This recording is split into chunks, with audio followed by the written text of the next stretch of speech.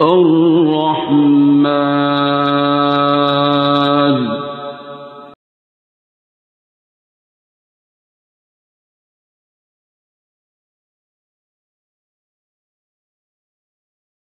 इतनी सी बात आगे बता। आप सारे ही बाबा जी की गद्दी पे हो। बाबा जी की वैसे गद्दी कोई नहीं है, मैं बता दूँ, ठीक है। वो गद्दी पे बैठते ही नहीं थे, ठीक है, हर वक्त गश्त पे तो रहते थे। तो वैसे नहीं तो इधर आपको बताया था 2 गद्दियाँ हैं, तो ये बाबा जान की गद्दी इधर पड़ी है, बाबा जी की गद्दी इधर पड़ी है। तो अगर किसी को चाहिए तो कह सकते हैं, ठीक है। तो वो कहने का मकसद ये है कि दुआ, तरीका इलाज, रूहानियत, बैत, ये सारी बातें। सवाल वो बैत का था उनका कि जी बैत है क्या? आप कहते हैं मैं बैत लेता नहीं, देता नहीं। बाबा जी भी ना बैत लेते थे ना देते थे।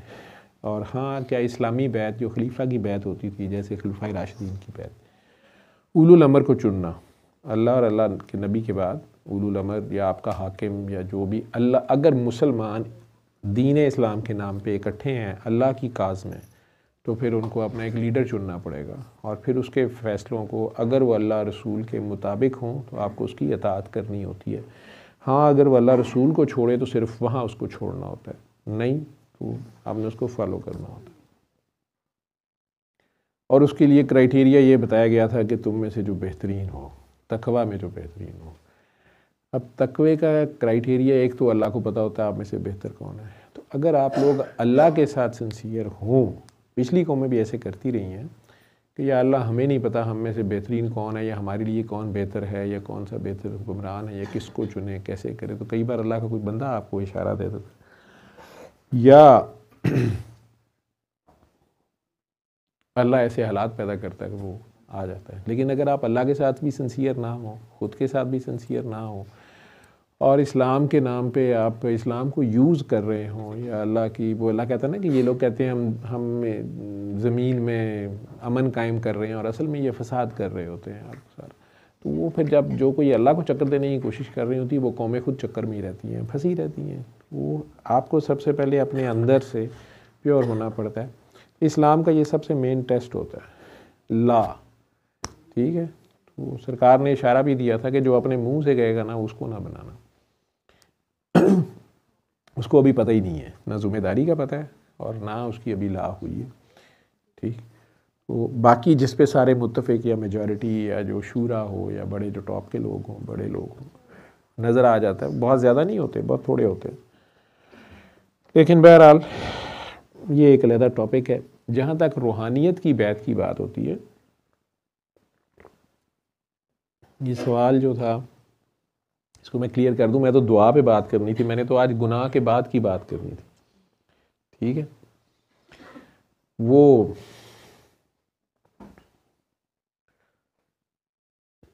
कुछ लोग ऐसे मिल गए, शायद किसी दुआ सेशन में थे, मुझे नहीं पता। वो कहती हैं मैं दुआ सेशन में थी, तो वो दोनों मियाँ बीवी मेरे से बात करने लगते थे, रोना शुरू कर देते थे, कांपना शुरू कर देते, बात नहीं होती थी। तो सर्विसेज के तौर की बात है, तो मैंने उन्हें कहा था कि जाओ जाके कोई गुनाह करके आओ, इस तरह कह दिया था मैंने। उन दिनों हम लोग लाइव नहीं करते थे, एडिट होता था, फिर लगता था। तो कई इस तरह के ख़तरनाक फ़िक्रे काट कूट भी दिए जाते थे कि लोगों को समझ ही नहीं आनी, इस बात को रहने दे, स्ट्रेट फॉरवर्ड रहने दे। वो दोनों रिसेंटली मेरे पास आए। तो सर्विसेज में असल में एक जगह ऐसी है जहाँ पे मैं काबू आ जाता हूँ। वहाँ से पीछे दरवाज़ा नहीं है, तीसरी मंजिल है, छलांग नहीं मारी जा सकती। तो इस तरह के लोगों को अल्लाह ताला मौका दे भी देते हैं। तो उन्होंने मुझे घेरा, तो उन्होंने आते साथ एक ही बात की कि डॉक्टर साहब आपको हम याद हैं, चेहरे याद थे मुझे, थोड़े से पुरानी बातें याद आ भी जाती हैं, कई बार मैं नहीं भी याद करना चाह रहा होता या नहीं याद आती। वो दोनों मुझे कहते हैं कि व्हाट नेक्स्ट। तो मैंने कहा किस चीज़ का नेक्स्ट? मैंने कहा जी आपने कहा था कि जाओ गुनाह करके आओ, अब बताएं। मैं कहा इसका मतलब तुम दोनों गुनाह कर आए हो? मैंने कहा हम कर आए हैं। तो मैं कहा अच्छा चलो ठीक है। तो कहते हैं आप बताएं। मैं कहा छुरी थले साल हो, कब किया तुम लोगों ने गुनाह? तो उन्होंने कहा जी हमने बस रिसेंटली किया है। तो मैंने कहा कि ठीक है, बोतल के जिन की तरह मेरे सर पे सवारी करने की जी अगला टास्क दें। मैंने कहा अभी तुम लोगों ने गुनाह किया है, फिर मैं बताऊंगा क्या करना है। मैंने कहा दुआ सेशन में आना, तो कहते नहीं हमने नहीं वहाँ आना, तो आप ना हमें बताएं। तो मैंने कहा अच्छा मैं लाइव सेशन में बता दूंगा। टॉपिक तो मैंने वो रखा था। कहते हमें कैसे पता चलेगा? मैं कहा मैं टॉपिक ही रख दूंगा गुनाह के बाद। तो वो तो ये टॉपिक था। लेकिन जहाँ तक बैत की बात को छोटा सा मैं फिर क्लियर कर दूँ, पता नहीं क्यों इतना उसे कंफ्यूज कर लेते हैं। जो रूहानियत की बैत है या मुर्शद पकड़ना, ये रूहानियत में मुख्तलिफ सलासिल हैं, उनका अपना अपना तरीक़ाकार है ज़िक्र का और तज़किया नफ्स का। आप ऐसे समझ लें अल्लाह का बंदा है कोई, और अगर उसको सरकार मौला अली या अल्लाह की तरफ से उसको कोई ऐसा इल्म या हिकमत या ऐसी कश्फ व करामात से नवाजा जाता है कि उसकी कोई ड्यूटी लगती है, कई बार उसका जो प्रीडिसेसर होता है या उसका कोई मुर्शद होता है जिससे उसने बैत की होती है, वो उसको कहते हैं कि अब आप मेरे खलीफा हैं या मेरे आगे से जानशीन हैं, जैसे गद्दी का जो कॉन्सेप्ट है। तो आपने इसको आगे लेके चलना है, अब आप ड्यूटी करें। या सरकार दो आलम की तरफ से भी, कई लोगों को वीएन होता है, कुछ लोग कहते हैं, कुछ की मौला अली की तरफ से होता है। बहरहाल तो एक बहुत बड़ी ज़िम्मेदारी होती है। ये रूहानी सलासिल हैं, मज़हब इसे बहुत ज़्यादा नहीं है। जनरल लोग जो मज़हब में ठीक हैं। हाँ ये कहा जाता है जी कि बैत ज़रूर करनी चाहिए, बेमुर्शदा नहीं मरना चाहिए, या बेमुर्शदे जो होते हैं वो धक्के खाते हैं। तो ये एक बड़ी डिबेट है और मौलवियों के और उलमा हज़रात के इस पर फिर बड़ी गुस्सा भी होता है। कुछ लोग सख्ती से कहते हैं ज़रूरत ही नहीं है, कुछ लोग कहते हैं कि अहले तशय्यो ये वाली बैत नहीं करते, वो कहते हैं हम मौला अली से ही बैत हैं और इमाम मेहदी जो हैं या इमाम गायब जो हैं हम उनके साथ हैं, अटैच जब ओपन होंगे हम बता देंगे हमारी बैत है। मुख्तलिफ लोगों के अपने अपने कॉन्सेप्ट हैं। लेकिन होता ये है कि ये जो आपकी रोज़मर्रा की ज़िंदगी है, इसमें आप किसी भी मज़हब से हैं, आपको ज़िंदगी में किसी न किसी जगह पे कोई ना कोई ब्लॉक्स आ जाते हैं, डेड एंड आ जाते हैं। कोई ज़िंदगी में आप ऐसी जगह पे रुक जाते हैं कि ज़ाहिरियत में आप जिस मर्ज़ी मज़हब के होते हैं उसमें आप बहुत ज़्यादा इबादत भी कर रहे होते हैं, तस्बीहात वज़ाइफ या अपनी जो भी इबादत कर रहे होते हैं, उसके बावजूद आपको सुकून नहीं मिल रहा होता, या आपके जो कोई काम ऐसा रुका होता है जो आपको समझ ही नहीं आ रही होती कि इसको मैं क्या करूँ। तो आपको कोई ना कोई इंसान, कोई ना कोई हेल्प, कोई ना कोई गाइड चाहिए होता है, मेंटोर चाहिए होता है, कोई बंदा चाहिए होता है। या जो सिक्का राइजुल वक्त जो ट्रेडिशनल इलाज होते हैं कि जी एलोपैथी का इलाज करा लें, जी इनका साइकेट्रिस्ट के पास ले जाएं, फिजिशियन के पास ले जाएं, ऑपरेशन करा लें, वो सारी चीज़ें भी फेल होती हैं। और कई बार आपको साइकेट्रिस्ट भी कह देता है कि जी हमें नहीं लगता कि इन्हें साइकी का इशू है, ये कुछ और इशू है शायद, या कोई स्ट्रेस है, ये समझदार हैं।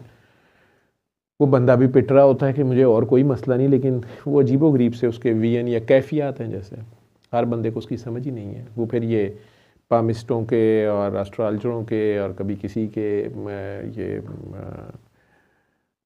इल्मुल आदाद वालों के, किसी के भी हिसाब किताब लगाने वालों के पीछे, फिर नहीं तो उलमा के पास जाते हैं। तो हर कोई अपने इल्म के मुताबिक उन्हें गाइड करने की कोशिश करता है।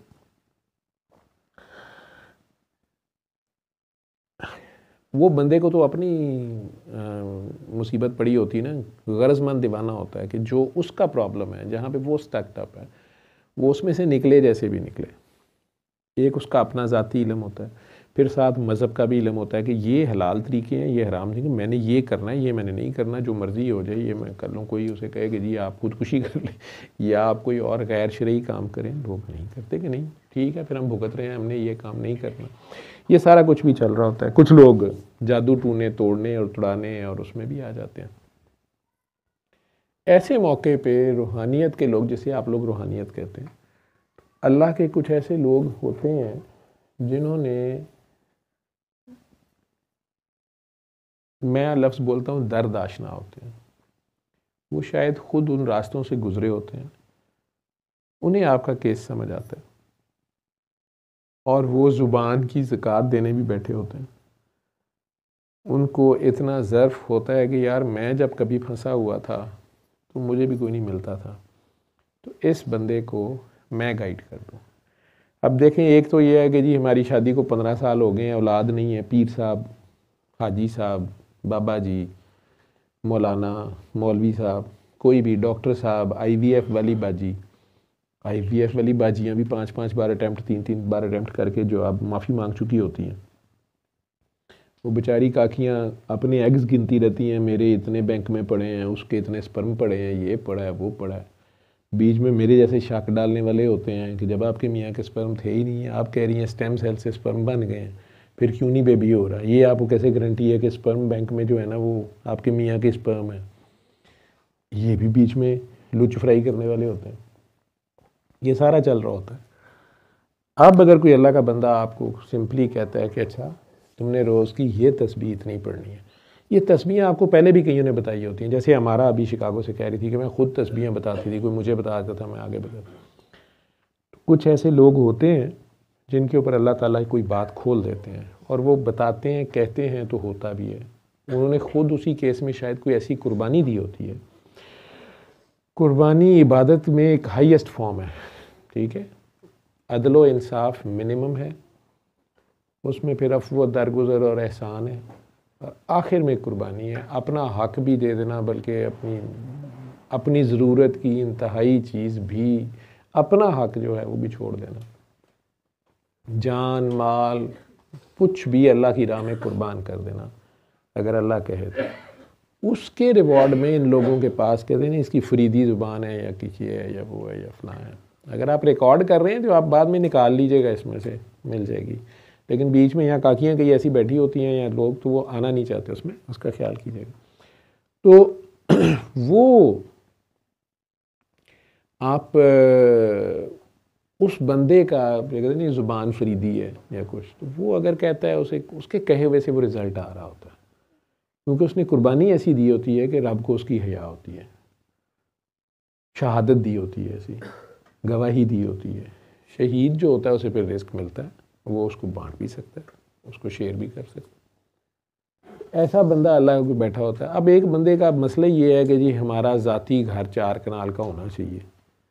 पीर साहब आगे से कहते हैं कि ठीक है, तो एक ट्रक रज़ाइयाँ जो है ना वो गरीबों की बस्ती में बांट के, ऐसे पीर होते हैं, मैं ऐसे लोगों को जानता हूँ, उन्हें अपनी हिकमत होती है, ठीक है, चलो आटे का ट्रक जो है ना वो बांट के आओ फलां जगह पे।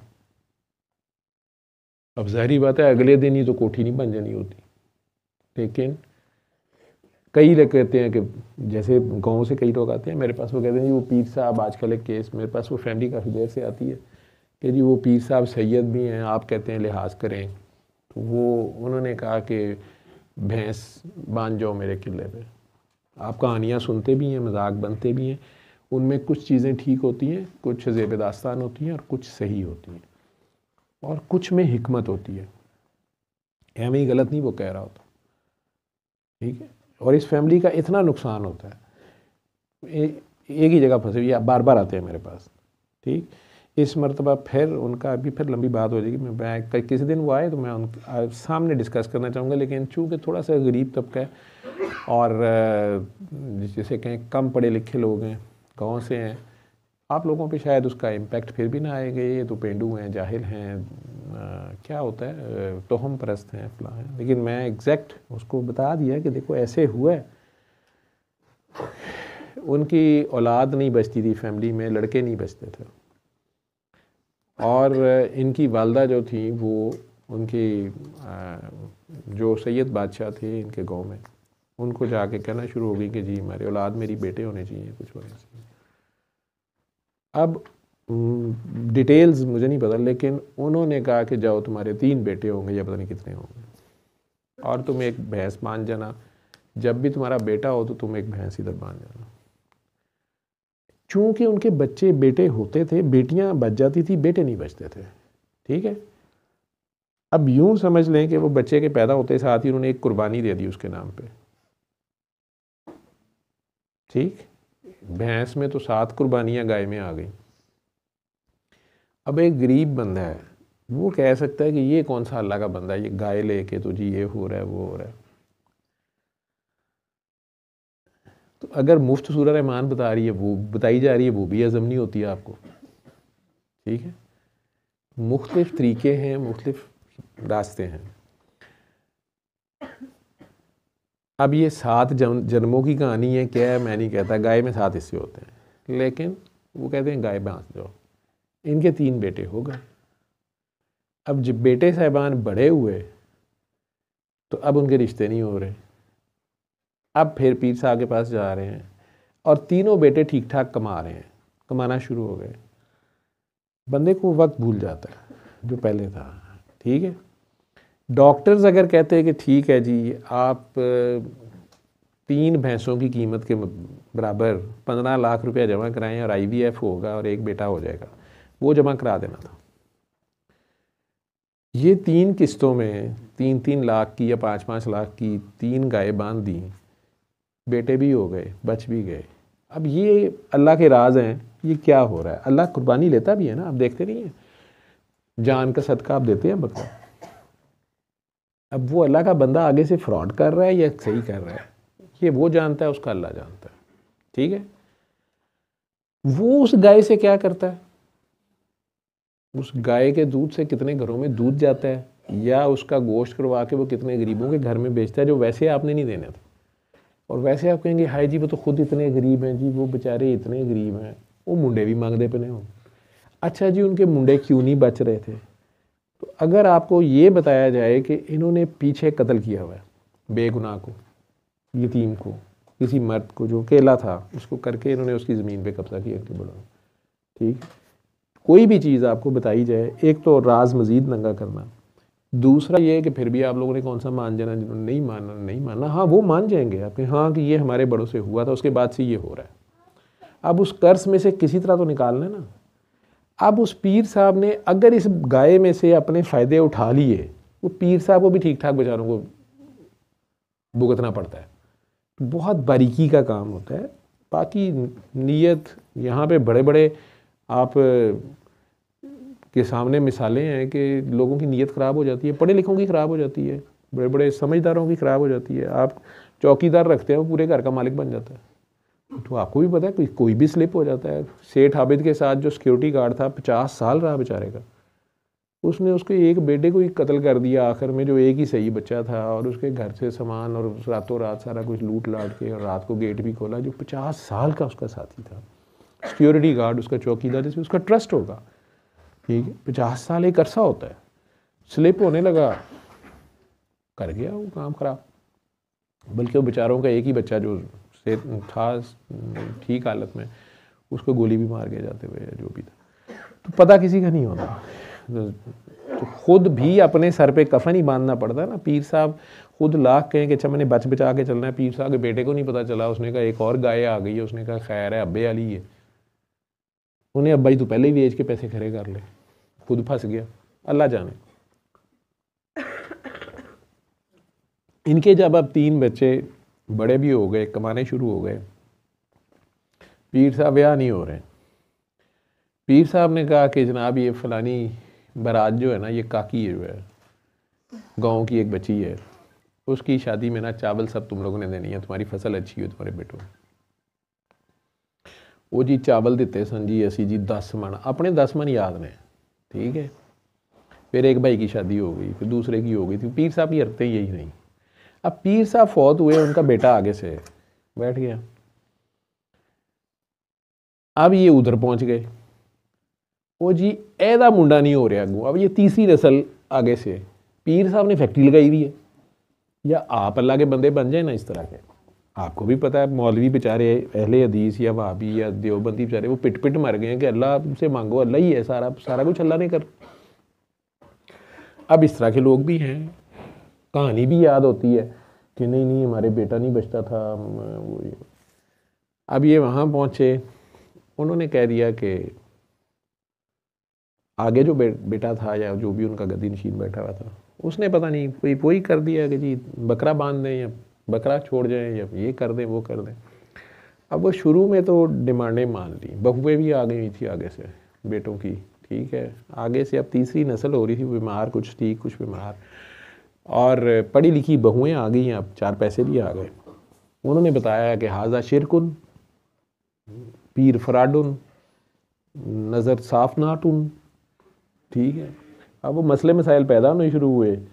अब वो भी पीर साहब का बेटा भी हो सकता है, वो ना अब्बा जी वाले मुजाहिदे पे उसको एक चीज़ मिल गई ना, विरासत में जो चीज़ मिलती है वो अपनी कमाई थोड़ी होती है, जिम्मेदारी होती है बहुत बड़ी। तो बहरहाल वो झगड़े बड़े पीर साहब तो कुछ नहीं कहते थे, छोटे पीर साहब जो हैं बददुआ भी दे देते थे, जा फिर। वहाँ से इनका ठीक ठाक मसला होना शुरू हुआ। एक दो बच्चों की एपिलेप्सी नहीं ठीक हो रही, मिर्गी नहीं ठीक हो रही, एक आध बेटी थी उसका मसला नहीं हल हो रहा था। मेरे पास वो बेटी के केस में पहली बार आए थे। जो लोग यहाँ बैठे हुए हैं उन्हें सुगरा का केस पता होगा। वो जब पहली बार आई थी तो वो, हम उसे मेडिकल साइंस में कोरिया बोलते हैं, तो उसकी इनवॉलेंट्री मूवमेंट्स इतनी वायलेंट किस्म की थी कि वो उसका हाथ कहीं टांग कहीं जाता, उसको पकड़ना बैठाना। डॉक्टर्स उस पर विल्सन्स डिजीज़ सोच रहे थे कि उसके ब्रेन को और इसके लिवर को कॉपर जो है उसकी अमाउंट शायद ज़्यादा है। वो सारा कुछ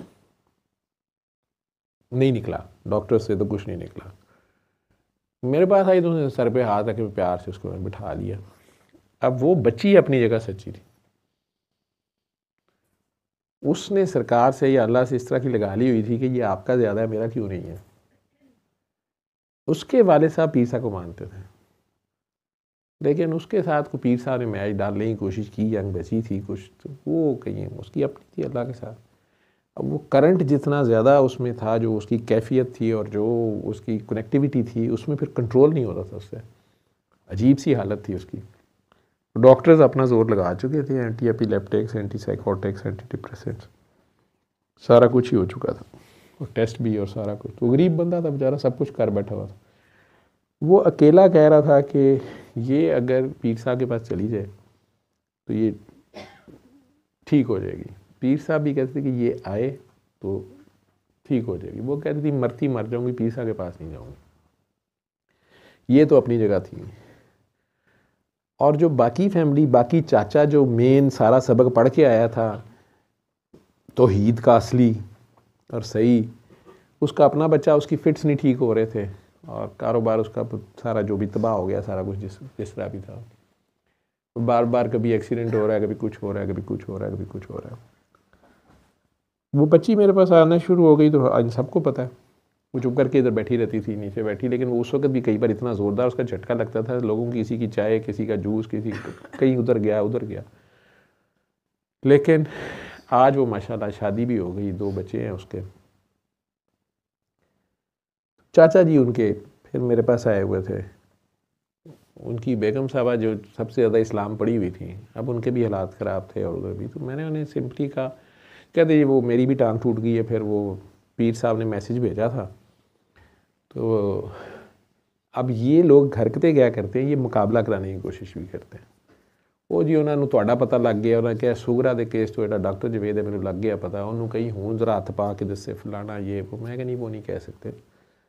नहीं उन्होंने क्या तो उन्होंने नहीं पता, उन्होंने ये क्या। मैं चलो यार सैयद बादशाह कह दिया तो अच्छी बात है। डॉक्टर साहब तुहानू गुस्सा नहीं आता? मैं नौकर हूँ, मुझे क्या मसला है। हाँ वो सैयद है, ठीक है जो कह रहे हैं। फिर मैंने पूछी ये बात कि क्या आपकी वालदा ने उनके वालिद से दुआ कराई थी कि नहीं कराई? क्या आप लोगों ने पीछे ये कत्ल किया हुआ है कि नहीं किया हुआ? क्या पीछे ये कुछ हुआ था कि नहीं हुआ था? अब वो हाजी मौलवी साहब जिन्होंने नया नया इल्म हासिल किया था, उन्हें याद आया कि पीछे ये जुल्म वो कर चुके हैं। उन्हें बिल्कुल याद था कि उनके बड़ों से हुआ था। नहीं वो ज़मीन का झगड़ा सी, ये सी वो सी फलां सी। मान रहा था कि हमने जुल्म किया हुआ है। फिर कितनी देर शायद उसको दबा के, उसको पता नहीं, बताया ही नहीं कि वो, किसी को पता नहीं चला कि उसको मार दिया हुआ है उसको। एनीवेज, उसकी अगर फैमिली देखें जो आगे चलेगी और जो उन्होंने भुगता होगा, जो सोचा होगा, जो वो बेचारे उसको ढूंढते रहे होंगे, जो जिससे ट्रॉमा में से गुजरे होंगे, वो बददुआएं, वो आहें, वो कॉन्सिक्वेंसेस यहाँ भी आने। अल्लाह तो सज़ा बाद में देगा, इंसान तो यहीं पे बददुआएं देंगे ना। इंसानों को पता चलेगा वो आपका बंदा मारेंगे, वो तो नहीं इंतज़ार करेंगे क़यामत का सारा। और ख़ानदानी दुश्मनी चलती रहेगी, दोनों तरफ से पता नहीं कितने मारे जाएंगे, क्या कुछ होगा। लेकिन अगर एक बंदे का कोई नहीं है, वो यतीम है, अकेला है, और आपने उसको ओवर पावर करके रात के अंधेरे में कहीं मार के दबा के ये समझा कि अब किसी को पता नहीं चलेगा, तो जो अकेला होता है उसी का तो खुदा होता है, उसके साथ तो खुदा होता है। वो जवाब अब अजीबोगरीब आ रहा था। अब वो शाह साहब ने बीच में पढ़ के अगर इन्हें एक वे आउट निकाल के दिया तो वो सारे हालात तो बेहतर होने शुरू हुए, बेटे बचने शुरू हुए, औलाद चलनी शुरू हुई, आगे औलाद बड़ी भी हो गई। तो इनकी अम्मा जी ने पहली बगावत की थी कि ये ज़्यादा ही डिमांड हो गई है शुरू उधर से। तो ये सारा खेल, ये बैत किस चीज़ की थी? आपने उनसे दुनिया का काम एक करवा रहे हैं। उन्होंने दुनियावी, मैं नहीं कहता वो अल्लाह का पहुंचा हुआ वली था, चले उसके पास एक हिकमत थी, वो एक डॉक्टर था ना, IVF स्पेशलिस्ट था। उसने कहा हमारे से डील करें, ऐसे ऐसे चलेगा आगे तक का।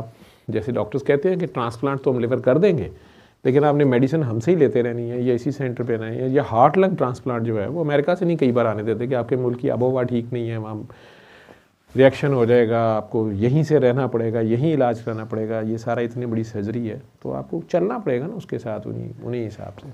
जब आप मिस डील करेंगे आप फंस जाएंगे। बातों में हिकमत होती है, बिल्कुल होती है। जैसे आप यहाँ आते हैं तो कहा जाता है कि आगे दुआएं कराएं, तो वो सारा होता उसी फैमिली के लिए, या उसी पिछले जो आप 7 जनरेशन का मैंने आपसे सुना है यही सारा कुछ, के पीछे जो 7 जनरेशनों ने किया होता है वो, जैसे अब हम 3rd जनरेशन है, हम फंस गए हुए हैं। दुआएं एक तो ये कि फैमिली में मैं और मेरे हस्बैंड हम बड़े भी हैं, तो वो जो हिस्ट्री होती है वो आपको बड़ों से, आपने अपनी फूफियों से, दादी से, अम्मी से, अब्बू से वो सुना होता है, देखा होता है सारा कुछ। तो जैसे हमारी दादी थी वो सुनने में आया, और फिर देखते भी थे, जलाली थी थोड़ी सी, लेकिन वो दम किया करती थी लोगों को। दादा को इस चीज़ पे एतराज़ था, वो किसी पीर से मुंसलिक थी। ये जो आप कहते हैं ना दुआएं कराएं, तो वो उस फैमिली का होमवर्क होता है, उसी के बीच में उस फैमिली की भी सारी जो है ना छूट होनी होती है। जो आप हिकमत वाली बात कर रहे हैं ना, तो अल्लाह वालों को पता होता है। आपको एक रस्सी दे दी जाती है, अब आपकी मर्ज़ी है उसके बल बनाते जाएं, उसको और मरोड़े देते जाएं, या आपको उसमें से हल निकाल के उस रस्सी को पकड़े, एक कनेक्शन दिया जाता है और आप अगले सिरे तक पहुंच जाएं। ये अपनी अपनी बात है। अभी आज भी UK से आ जाना, यहाँ पाकिस्तान में सेटल हो जाना, ये नहीं समझ आता लोगों को कि तुम्हें क्या हो गया, हाँ UK छोड़ के आ गई हो, UK, हाँ ठीक है अब जाएं UK जाएं अपनी। अब मुझे लगता है मेरे बच्चे जवान हो गए हैं, एक 25 साल का है, एक 19 साल का है। हम कितनी ख्वाहिशों से, मन्नतों मुरादों से अपने बच्चों को वहाँ ले जाते हैं और क्रिश्चियन कर देते हैं, बड़े शौक से। क्रिश्चियन भी नहीं होते वो, पता नहीं कुछ और ही चीज़ें बन जाते हैं, लेकिन वहाँ के रूल्स फॉलो करेंगे, सारा कुछ करेंगे, लेकिन यहाँ सिर्फ दुआ सेशन में ही आना जो है अजाब बन गया हुआ है। यहाँ आने से सबको इतराज़ होगा, सारा बस मसला है, पता नहीं क्या क्या सुनना। 3 साल से जो है बस बोलेंगे तो क्या पता। कोई एक, जैसे मैं उस वक़्त ऐसे एक मुर्दा की तरह बेड में पड़ी रहती थी, 10 साल से मैं, जो वो बीमार थी उस वक़्त मैं किसी को नहीं नज़र आई। वो जिन के लिए मर के दुआएं भी की, जिनके साथ भी दिए, कईयों के घर भी उजाड़े। गलत मशवरे तो हम दे ही जाते हैं ना, हम हाथों से नहीं उजाड़ते, हम बड़े मज़े से जाते हैं। गलत मशवरे तो तू आ जा, असी देख लांगे, असी कर लांगे। वही बच्चे जब दरवाजे पे आके बैठते हैं ना तो उन्हें धक्के मारे जाते हैं, कोई नहीं देखता, फिर कोई नहीं देखता। तो अल्लाह याद है ही नहीं। चले हमें बग़ैर दुपट्टे के याद ही आ गया ना कि हम क्या कर रहे हैं, एटलीस्ट एवरी डे में क्या कर रहे हैं। नहीं हम हैं, हम परफेक्ट नहीं हैं, हम नहीं कर रहे, कुछ भी नहीं कर रहे, लेकिन सीखने तो दो यार, सुनने समझने तो दो। आपने सिखाया वही सीखते रहे, वही समझते रहे तो ठीक है। थोड़ा सा कहें कि नहीं, हम में भी थोड़ा सा सोचने की, समझने की इजाज़त दे दो, वो नहीं मिलती। खैर, कमिंग बैक टू वो हिकमत और दादी वाली बात पे, कि वो दादा अब्बू को, अब मैं सोचती हूँ ना, क्योंकि मैं तो अगर काम वाली के ऊपर या इर्द गिर्द किसी को भी थोड़ा सा डांट लेती हूँ, उसी वक्त मेरे घुटनों में दर्द शुरू हो जाता है, मेरे बाजू में दर्द शुरू हो जाएगा, गुस्सा कर लूँ सर में दर्द शुरू हो जाता है। तो वो अल्लाह कहता है बग़ैर दुपट्टे पहनो या ना पहनो, अल्लाह कहता है अक्ल वालों के लिए निशानियाँ हैं। तो ये वो छोटी छोटी सी निशानियाँ हैं, आप इसे लेके चलें। वो दुपट्टे अब आए, एक ऐसा भी दौर आया कोई मौलवी मिल गया दुआ के बाद ही, सदफ़ काकी से मेरा पहला इंट्रोडक्शन हुआ।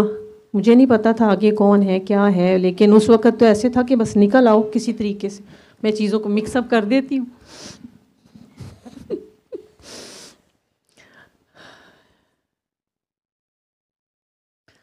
इस दुनियावी रिश्तों के ऊपर जितना भी आप अपनी जान लगा दें, माल लगा दें,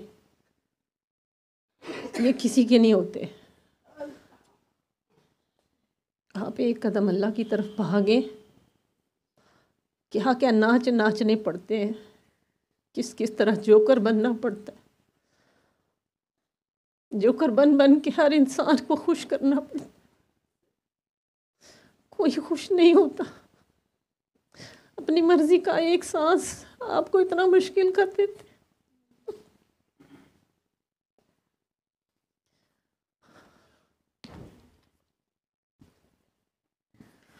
क्या औरतों को सीखने की भी इजाज़त नहीं? क्या वाकई बीवियाँ, औरतें, बेटियाँ ये ग़ुलाम ही पैदा हुई थी? नबी पाक ने तो ये नहीं कहा था। मुझे इतना इल्म नहीं है, बहुत कम इल्म, कम फहम और जाहिल, बदतमीज़ जो भी लोग नाम देते हैं वो मैं हूँ। जो मर्ज़ी कर ले, जान अल्लाह को देनी, ये सीखा इस दुआ से। ये जान उसी की है। उसके लिए नंगा हो के कभी कोई नंगा हुआ नहीं।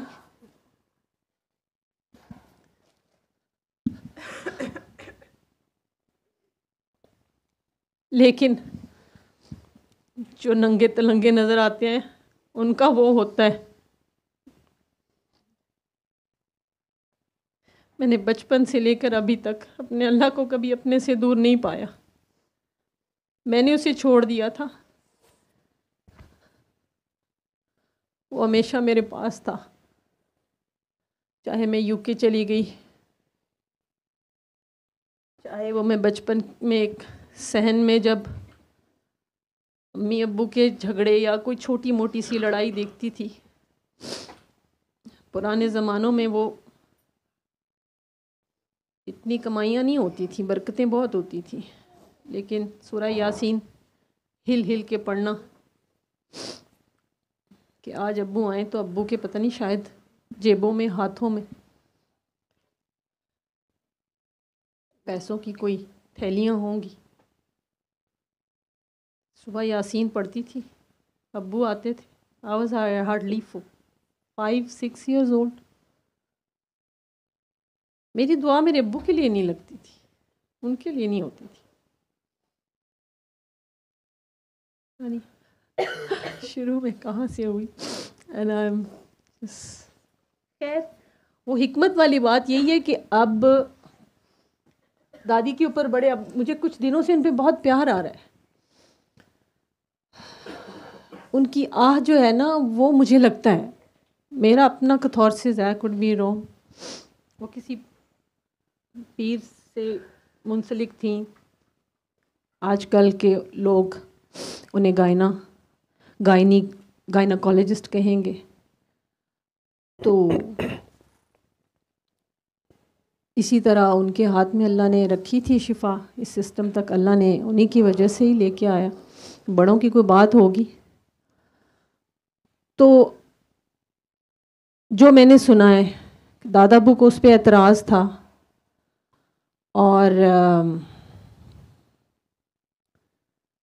क्योंकि जब मैं ये देखती हूँ कि उसके रिज़ल्ट्स क्या आए ना, वो सारा मुझे हिट करता है। लोग अल्लाह वालों के ऊपर बातें कर देते हैं, वो गुस्ताखी जो आप कहते हैं, और गुस्ताखियों में अगली नस्लें जो हैं, फिर उनको वो चक्कर दोबारा से शुरू करना पड़ता है। वो चक्कर ख़त्म नहीं होता।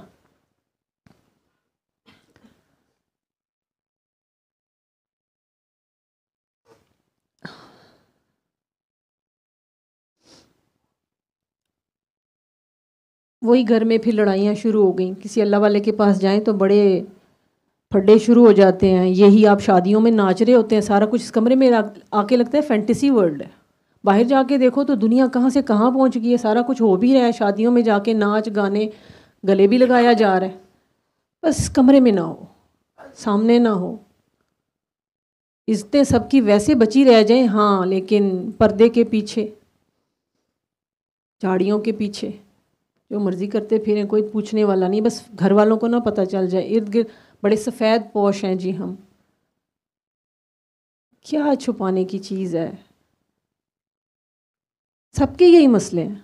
जितनी अब लोगों से, पहले तो मैं बोलती ही नहीं थी, बात ही नहीं करती थी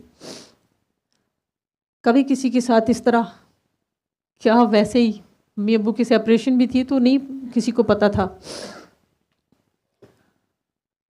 फ्रेंड्स के साथ वही किट्टी पार्टियाँ हैं, वो सारा कुछ है, लेकिन मेरी अपनी ज़ात में मेरे क्या मसले मसाइल थे किसी को कभी भी नहीं। आपने सारों को रुला दिया है। आयशा जी जैसे बंदे को रुला दिया है। वो आयशा को देखो, पीछे उसका चेहरा देखो, कैमरा मैनों को तो नहीं नज़र आता, अपने कामों में टून है। तुमने आयशा जैसे बंदे को रुला दिया। मैं देख रहा हूँ उसका बुरा हाल हो गया। हम सच और हक किससे छुपाते हैं? आपने एक पोस्ट शेयर की थी, मैं उस दिन से सोच रही हूँ कि लोग शेयर नहीं करते, और मुझे इस चीज़ का बहुत दुख लगता है कि हम यहाँ बड़े प्यार से आते हैं, आप हमें कुछ नहीं कहते। मैं आप लोगों को कुछ नहीं कहता, इसका अफसोस है कि हम छेड़ता नहीं, और हम अपना शेयर नहीं करते ना। इस शेयर करने से अगर मैं यूके बैठी ठीक हो गई, या जो भी है, जैसा भी मेरा अल्लाह है, मेरा एक कनेक्शन है उसके साथ, मैं तकलीफ़ में हूँ, मैं अकेली हूँ, मैं उसे आवाज़ दे सकती हूँ। मेरे गांव के लोग, मैं जाऊँ बड़े हैरान होते हैं, मुझे कहते हैं डॉक्टर साहब एडे पढ़े लिखे लोग है भी अल्लाह नूं मानते हैं। गाँव में ये कॉन्सैप्ट है, तुसी इन्ने पढ़े लिखे है, मॉडर्न बुढ़ियाँ बगैर दुपट्टे वालियाँ, अल्लाह दी कसमें अल्लाह कहंदियां ने दिल हिल जाता है। मेरे गाँव के कारी साहब जो है मस्जिद इमाम मस्जिद, वो मुझे कह रहे, मेरा पहले ख्याल सी तुसी खराब हो गए हो, तो यह तुसी किहड़े लोग लैके बैठे होंगे, कित्थे लभदे ने, सानू तो नहीं लभदे। मैं क्या भाजी बड़ी मेहनत करनी पैंदी है, इतना ज़र्फ कहाँ से कोई लाए ना। ये ज़र्फ की बात है कि आपका ज़र्फ जो है, शबाशाह डुगड़ी ते निचांदे हैं, और आप ज़र्फ इतना वसी करके 4 साल से मैं आ रही हूँ, और आपको ये होता है ये बोलती नहीं है, ये बोलती नहीं है, ये बोले। मुर्दा दिल जब भी जिंदा होगा वो कफन फाड़ देगा। मैं कहता हूँ दुआ कराया करो, मुर्दा दिलों को जिंदा, ये दूसरा पार्ट होता है, मुर्दा दिलों को जिंदा करो, दुआ कराया करो, मखलूके खुदा से बेगरज प्यार करो, मुर्दा दिलों को जिंदा करो, दुआ करवाया करो, दुआ करवाया करो का जो एक मीनिंग ये भी है कि आप लोगों के आंखें बंद करो, और दुआ एक ये भी है कि ऐसा अमल बनाओ कि अगले की दुआ निकल जाए आपके लिए, आपको किसी को कहना ना पड़े मेरे लिए दुआ करें, उसकी दुआ निकले आपके लिए। बाबा मेरा तो आज तक कोई काम नहीं हुआ, बाबा मुझे तो आपने कोई दुआ नहीं दी, बाबे नूं एक परफ्यूम देंगे साल बाद, वो भी पूछ लेंगे, एन महफिल च पूछ लेंगे मेरे वाला लगाया हुआ एहतियात है।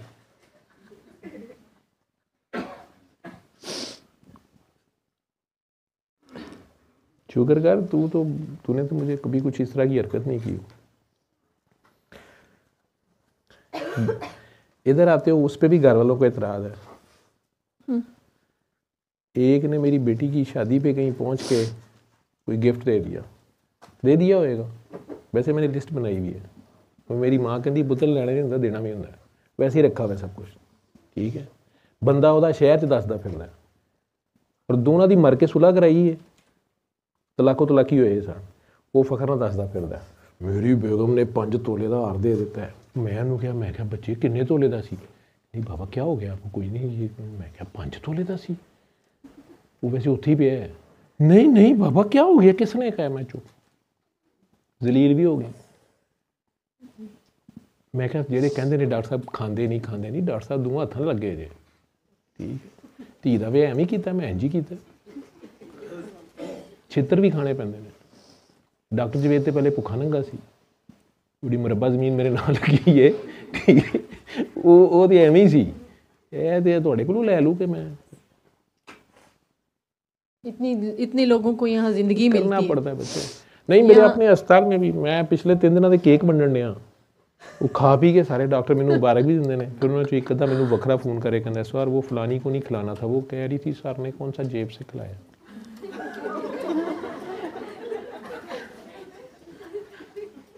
होर तुसी चढ़ चढ़ के तस्वीरां नाल लाया करो, उत्ते केकां दे उत्ते लिखणगे बाबा हैप्पी बर्थडे, वो कहते ने बाबा लिखिया है ना उत्ते, ਇਹਦਾ मतलब एक केक हाजा गिफ्टुन माफ़ी जेबतुन।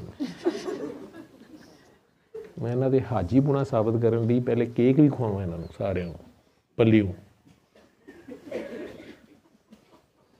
तुसीं जिहड़ा सर्टिफिकेट देना ना ही दिओ, ठीक। तो ये अब हम तो लाइव बैठे हुए हैं ना, सब देख रहा है, सब नज़र आ रहा है, ये जितने भी लोग हैं ये ऐसे ठीक ही हुए हैं। क्या दे सकते हैं हम आपको, दे क्या सकते हैं? मैं मांग क्या रहा हूँ तुम लोगों से?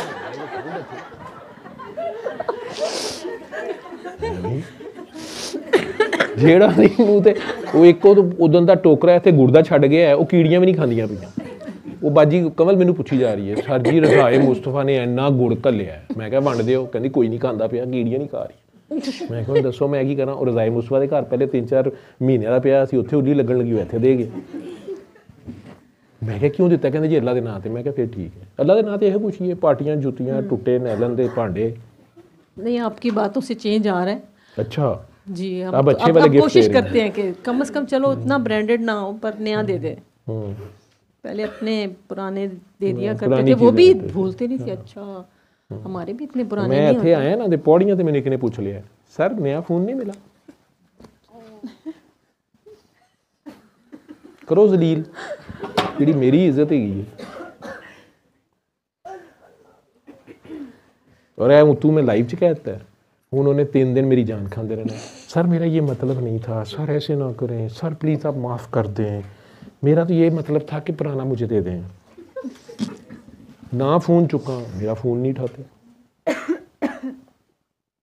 उधर बड़े पापड़ बेलने पैंदे ने, फिर इन्नियां काकियां कट्ठियां होंदियां ने। कामों के लिए सारे भागते हैं, हमारा ये काम हो जाए वो हो जाए, हो भी जाते हैं। बैत का मतलब फिर उसके बाद बताते हैं हमने कोई और कहीं और ही ले गई है, तू तो आज फड़ के सवार रहे हैं, आशरे है बड़े बड़े टीट पठान रो पे ने आज तो ये भी दुआ होती है, किसी की आँख गीली कर देना, ये दुआ किसी को कुछ याद आ जाए। असल में मेरी माँ कहती हैं कोई किसी को नहीं रोता, सब अपने दुखों को रोते हैं। वो अपना दुख को याद आता है, अपनी तकलीफ, यही दर्द आशनाई है ना। तो अगर आपको अपने दर्द को आप अपनी ताकत बना लें, बजाय यही रोने पिटने के मेरे साथ ही होता है, मेरे साथ ही क्यों हुआ। आपको मेरे साथ हो भी गया है, अब किसी और के साथ नहीं होगा, मैं नहीं होने दूंगी, या मैं नहीं कम से कम करूंगी, तो चलो कोई तो तब्दीली आएगी। ठीक है, आप फसाद ना करें, आप किसी को तंग ना करें, ये भी एक नेकी है। फिर किसी का भला कर देंगे तो उससे आगे आइसिंग ऑन केक है। और करना बेगर्जी से, लोगों से उम्मीद ना लगाया करो, लोगों से एक्सपेक्ट ना किया करो। ठीक, कि ये मेरा थैंक यू करें, या कम से कम एक्नॉलेज तो करें, या और कुछ नहीं तो मेरे खिलाफ तो ना बोलें। ये भी उम्मीद लगाना है। उम्मीद सिर्फ अल्लाह से लगानी है, रिवॉर्ड सिर्फ अल्लाह से लेना है, एक्नॉलेजमेंट सिर्फ अल्लाह की चाहिए। नेकी करके दरियाए रहमत में डाला करें। नेकी मुंह मशरिक मगरिब करने का नाम नहीं है, तस्बीहां फेरने का नाम नहीं है। नेकी अल्लाह की खातिर अल्लाह की मखलूक का ख्याल करना है, अल्लाह की मखलूक के लिए कोई आसानी पैदा कर देना, अल्लाह की मखलूक को कोई हेल्प कर देना, अल्लाह की मखलूक से अपनी कोई रोज़मर्रा इस्तेमाल की जो चीज़ें आपकी ज़रूरत से ज़्यादा हैं, कुछ शेयर कर लेना, किसी की कोई हेल्प कर देना। जिस तरह आप फंसे हुए हों, आपका सड़क के ऊपर टायर पंक्चर हो जाए, आपको टायर बदलना भी ना आता हो, ये तक ना पता हो कि गाड़ी में पाना कहाँ पड़ा है और पाने का मुँह किधर लाना है। ठीक है, तो उस वक्त अगर कोई बंदा आके आपका टायर आपकी हेल्प कर दे तो आपको कितना फरिश्ता लगता है ना।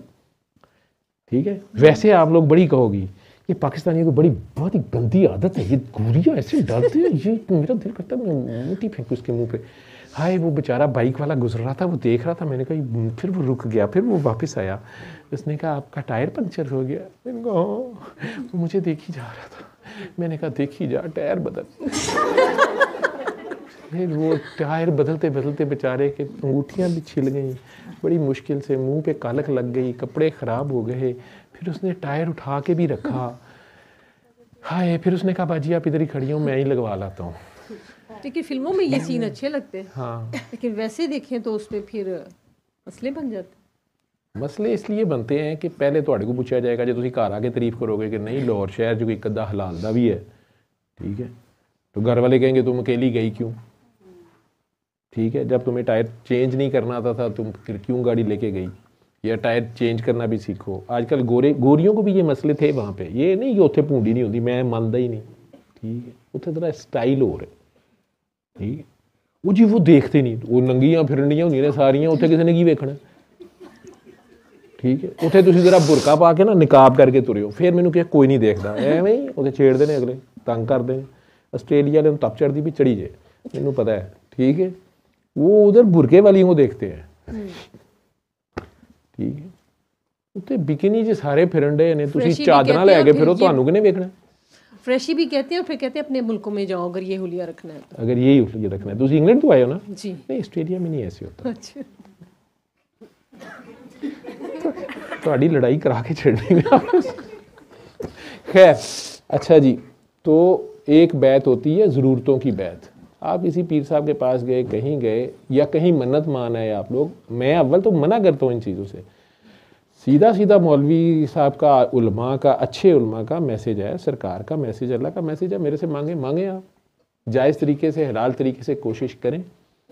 लेकिन अगर आपको वाकई नहीं हल कोई नज़र आ रहा, आप दुनिया के किसी उस्ताद के पास गए हैं, किसी भी जगह गए हैं किसी भी मसले के हल के लिए, तो उस बंदे ने अगर आपकी हेल्प की है तो बहरहाल उसका ये एहसान है। चाहे वो रात के 3 बजे टायर आपका चेंज कर दिया उसने, या पंक्चर लगा दिया या लगा दिया, तो उसकी कोई तो काम है। तो वो बैत उतनी देर की ही है क्योंकि वो उसकी एक्सपर्टीज़ है, तो उस एहसान को तो मान लें। आपका काम हो गया, उसने पेमेंट ले ली, बात ख़त्म हुई। नहीं, आप पेमेंट का वादा कर आए, मनता मानना है, बाद पूरियाँ नहीं कीतियाँ, तो बच्चा बीमार होता है, तंग होता है, ये मसला फंस जाता है आपका, होता है, क्योंकि वादा खिलाफी अल्लाह को पसंद नहीं है, ठीक है। उस वक्त आपका गवाह अल्लाह होता है, तो अल्लाह से तो वो बंदा जब पूछेगा कि या अल्लाह ने क्या नहीं सी, तो अल्लाह देगा बिल्कुल। लोगों को पता ही नहीं है इन बातों का, क्यों ये नहीं तो पता आपने लोगों इतना को? खोल खोल के बता दिया है, उस पे भी 100 एतराज़ात हैं, 100 बातें हैं। वो पीर साहबान कुछ, एक शाह साहब ने जेन्युइन मुझे ठीक ठाक डांट भिजवाई है, ये जो मैं अभी हिकमत बता रहा था या कुछ के, उन्होंने कहा मज बंद, उन्होंने बड़ी सख्त डांट मुझे भेजी है, बड़े डाडे हैं गुजरात की साइड पे। उन्होंने कहा मैनू कहते ने ना, या साढ़े वर्गियां नूं कहते ना असीं मझां लन्ने आ, लैण दे कहण दे ने सानूं, तेरा बाबा बहुती मलामत लै सकदा सी, असीं नहीं लै सकदे, मलन दे इन्हां नूं साडे मूँह ते घा, तू ना खोल खोल के दस, तैनूं मैं तैनूं फैंटी पवा देनी। उन्हें शिकायत भी लाई है मेरी, ठीक, ਇਹਨੂੰ ਤੇ ਠੱਪੋ ਸਾਡੇ सीक्रेट ट्रेड सीक्रेट सारे करी जा रहे हैं, ये की करता पे, वो अपनी मौज के बंदे हैं ना, एक अपना स्टाइल है वो। बहरहाल शुक्र है माफ़ी मूफ़ी बाबा जी मेरे साथ होते हैं, ठीक है, तो वो एक उनका पेट सा फिक्रा होता है जहाँ उन्होंने बचाना होता है, तो कहते है ही गुस्ताख है डबर, वो कहीं पीछे करके निकल जाते हैं। सैयद बड़े बड़े डाडे होते हैं, मैं आपको बता दूँ क्यों होते हैं। ये भी किसी को सर बड़े सईदा दी जी, सर भी चूशिया ही गए, सर बड़ी सईदा दे फलाने, सईदों को मेरी क्या ज़रूरत है करने फलाने। बेटा बाबा वो जो 72 थे ना वहाँ पे, उस वक्त सैयद बहुत ज़्यादा थे, लेकिन वो जो 72 थे उनके साथ जो रूहें जुड़ी हुई थी, जो आज भी उनसे अपने आप को जो कहती हैं, आज भी खुदा न खास्ता वैसा मौका आए तो वो 72 भी नहीं निकल रही है, मैं आपको बता दूँ। वो रूहें उसी फ्रीक्वेंसी पे हैं, ठीक है। पूरी दुनिया में जो अगर उस वक्त इकट्ठा कर लिया जाता तो वो जो एक रेशो बनती वो वही है, ठीक है। वो जिनकी सरगों से चादरें इन्होंने खींच ली थी ना, वो रूहें आज भी दुपट्टे लेने पे तैयार नहीं है। ये बात किसी को समझ नहीं आएगी, ये कुछ और बात है, ठीक। तो मैं इन चीज़ों में जाता ही नहीं हूँ, मुझे क्या ज़रूरत है। इतने एडे एडे बड़े 1,24,000 इन्होंने समझा नहीं सके। मैं तो किसी खेद की मूली नहीं, मैं एक डॉक्टर हूँ, मेरा तो मदद से ताल्लुक ही नहीं है, आलम भी नहीं है। एक बंदा गुस्ताखी करता है, बदतमीजी एक बंदा करता है, वो उसके आगे हाथ जोड़े जाते हैं, खुदा का वास्ता ना कर, अपनी अगली 7 नस्लें जो है अब तेरी पकड़ी जाएगी। वो देखो जिसके नसीबे में जो है ना, वो उसने लेना तो है, ठीक है। तो ये पे ऑफ कितना मुश्किल है फिर करना। बस वो चलती है खेल, ये ऐसे ही उसका बनाया हुआ खेल है। उसके कवानीन हैं, उसके वो कवानीन नहीं अपने बदलता। बात उसने खोल के मैंने क्या खोलनी है, खुली बात है सामने, वो कह रहा है खुली बात है, नहीं लोग मानना चाह रहे, वो कह रहा है मैं जाहिर भी हूँ, वो कह रहा है मैं जाहिर भी हूँ, मुझे बताएं ना जाहिर वाला खुदा दिखाएं मुझे। देख के भी नहीं या वो तो है तो उसके बाद ये नाम, ये मतलब सूरज देख के आंखें बंद करके कहना तो ठीक है, वो बदबख्ती है उस बंदे की, आप आंखें कैसे खुलवा लेंगे, ठीक है। और सूरज की शान के खिलाफ है कि वो आके अंधों के तरले करता फिरे कि भाई साहब मैं सूरज हूँ, मैनू तो उस सूरज से बड़ा तरस आंदा है, ठीक है। सादी सी बात है, आप अपनी बात जारी रखें, मुझे थोड़ी सी ब्रेक दे दें। दादा दादी दोनों दुनिया से चले गए हैं, अल्लाह मुझे माफ़ करे अगर मैं इसमें, लेकिन जो सुना हुआ है,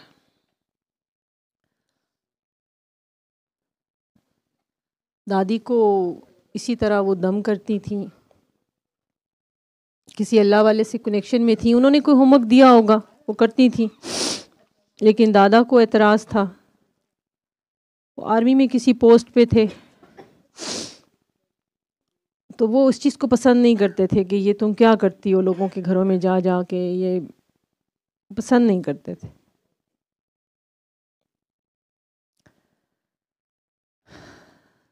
तीन बेटियां और एक बेटा उनको अल्लाह ने दिया था, जिनमें से एक जो बेटे थे वो मेरे अब्बू थे।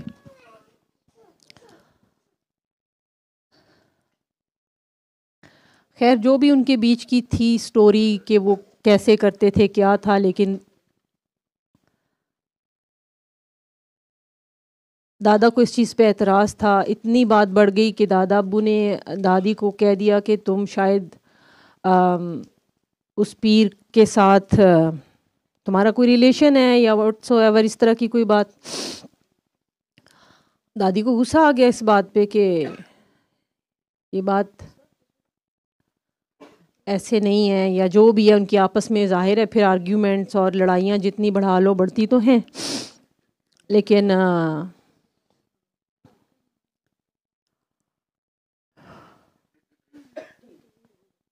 वो लड़ाई इतनी ज़्यादा बढ़ गई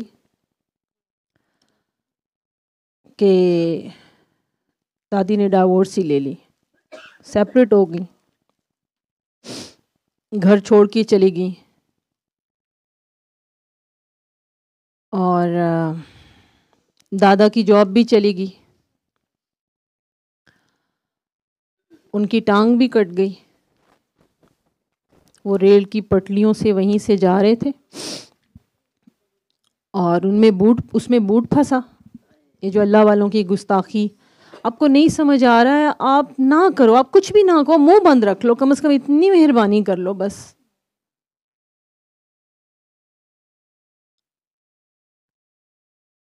उसका जो रिजल्ट है वो तो आगे सारी नस्लें, वो बंदा खुद भी भुगतता है, उसकी अपनी औलाद भुगतती है, आगे से पोता पोती ना दादी ददियाल की तरफ से हो ननियाल के, वो करता एक बंदा है, अल्लाह उन्हें माफ़ फरमाए। और उसके बाद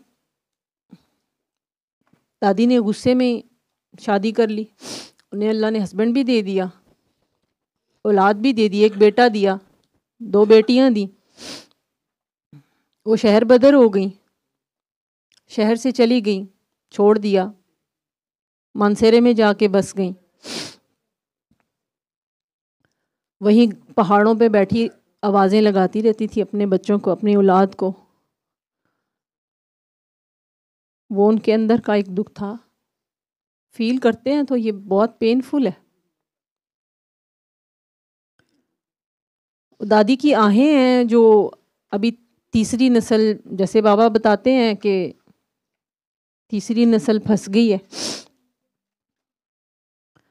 इनको पे ऑफ करना पड़ता है, और सेम एज में आके अम्मी अब्बू को जाहिर है बेटे थे, जो मेरे अब्बू थे बेटे थे, उन्हें माँ से गिले शिकवे थे कि इन्होंने दूसरी शादी, फिर ये माशरा जो है ये कहाँ जीने देता, एक तो किसी का घर उजड़ जाता है, तमाशबीन ताड़ियाँ बजाते हैं,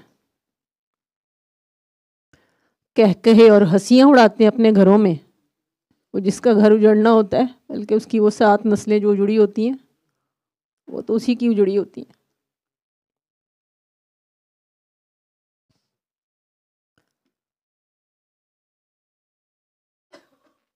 बच्चे दरबदर हो गए, अब्बू ऐसे ही अकेले थे, वो तनो तनहा हो गए।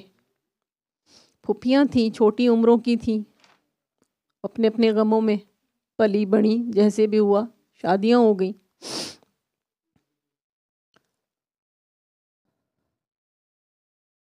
सेम उसी एज में आके जब अब्बू उस एज को पहुंचे जिस एज में मेरे दादा दादी थे, ये अब दूसरी नस्ल है, उनको ये पे ऑफ करना पड़ा कि अम्मी तो वैसे ही तवीज़ों के, पीरों के और इन चीज़ों में थी नहीं, मेरे ददियाल की तरफ से था, वो जाती थी, यानी वो सब, फिर बच्चे उन्हें हर जगह जाना पड़ा। वो एक दर जो ठुकराया या एक दर को छोड़ा, उन्हें हर जगह फिर जाना पड़ा। सुकून वो बच्चों बेचारों को तो नहीं आया। अब उन्हें नहीं पता कि वो किस चीज़ की पी काट रहे।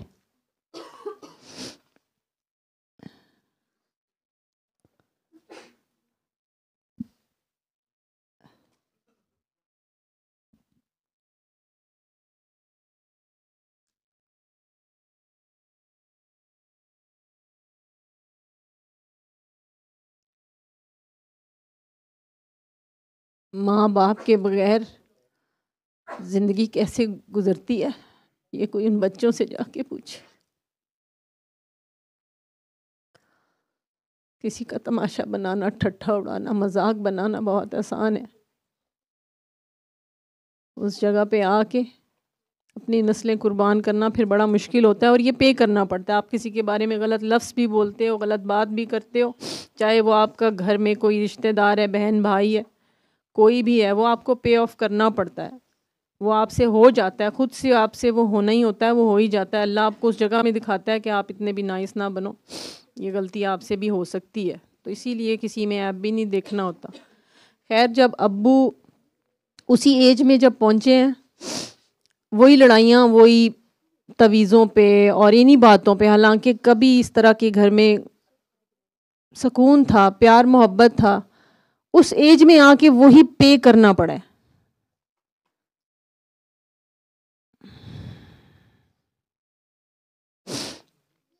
उसमें फिर मेरे अम्मी अब्बू की सेपरेशन, एटलीस्ट मैं तो इस पे शुक्र करती हूँ कि कम से कम डाइवोर्स नहीं हुई है, पर सेपरेशन हो गई। अब आगे से हम तीसरी नस्ल हैं, तो हमारे भी वही फड्डे शुरू हो गए। तो मुझे यही लगता है कि वो जो एक बदतमीज़ी या गुस्ताखी हुई है, और मैं अल्लाह से दुआ करती हूँ कि ये इधर ही रुक जाए, आगे नस्लों में ना बढ़े।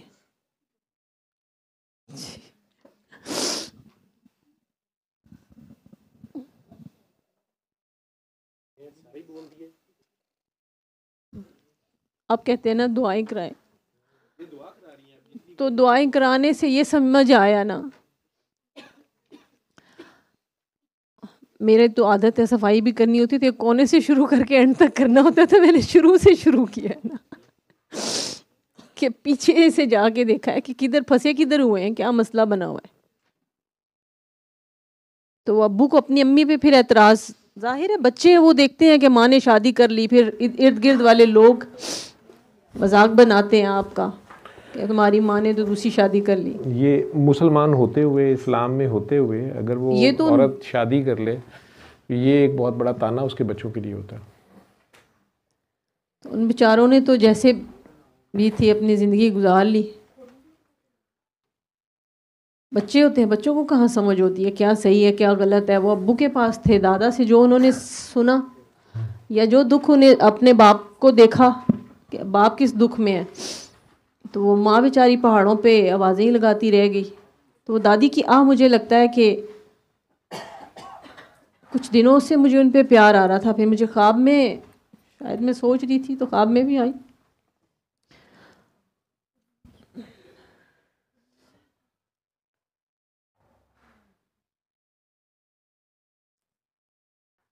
असल में ना हमारा अपना, मैं अपनी बात पे इसलिए आती हूँ कि बहुत सारे ऐब हैं, बहुत सारे गुनाह हैं, बहुत सारी गलतियाँ हैं। और सम टाइम अब ऐसे होता है कि दिल करता है अपने कान दिमाग बंद कर लें कि इसके रिजल्ट्स जो हैं आगे बच्चों पे आते हैं, बच्चों को भुगतने पड़ते हैं। बड़ा आसान है जेलसियों में जाना, किसी की टो में रहना, किसी की बेटी ला के उसे ताने देना जब अपनी नाचती है, फिर कहते हैं पता नहीं दुनिया बड़ी जालिम है।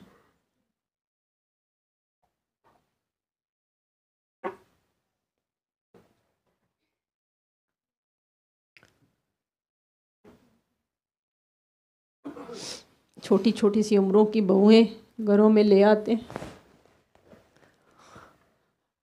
फिर उन्हें कहते हैं आपसे बच्चे छीन लेंगे और आपको डाइवोर्स करके भेज देंगे। फिर बाबा मिल जाते हैं, फिर कहते हैं सबको माफ़ करें, और वो फिर मज़ीद से मज़ीद होता रहता है।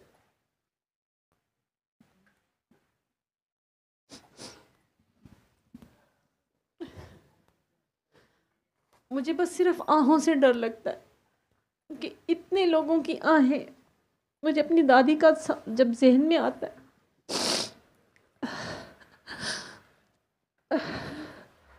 तो एक दादी की आह थी, या इतनी मासूम औरतों की, मासूम कह लें, या वो क्यों इस चीज़ पे भी क्यों आती हैं कि वो आपसे बदला भी लेती हैं या रिवेंज भी लेती हैं।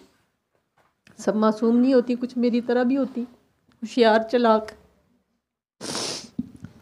बदले वो भी पूरे कर ही लेती है ढके छुपे।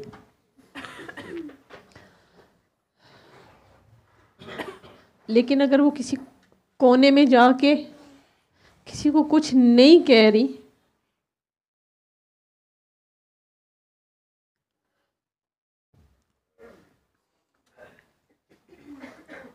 तब भी जीने नहीं देते। शामत अमाल या मकाफात अमल और किसी की आह ना लेना, ये तो मैंने 2 अलग-अलग सोचा हुआ था, दुआ सेशन रखने हैं, तूने आज ही सारे इकट्ठे कर दिए।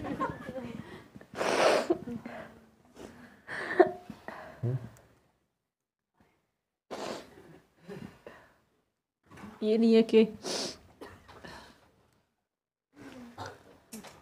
मैं कोई बड़ी नेक हूँ, पारसा हूँ, दुनिया का हर गुनाह हर गलती सब कुछ किए, सबके दिल भी दुखाए हैं, बड़ों के भी दुखाए हैं, छोटों के भी दुखाए हैं, सारा कुछ पे करना पड़ता है।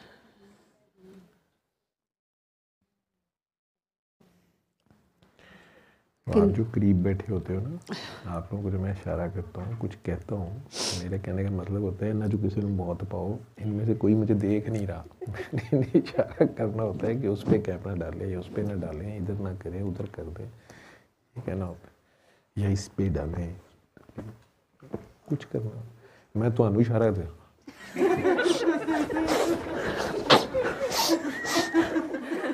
नॉल मैसेज शुरू कर दिया, मेरे साथ हमेशा आप ऐसे ही करते हैं, वहीं तो इधर नहीं बैठूंगी, क्या किया मैंने, तो मैं करना पर भाई इनू कह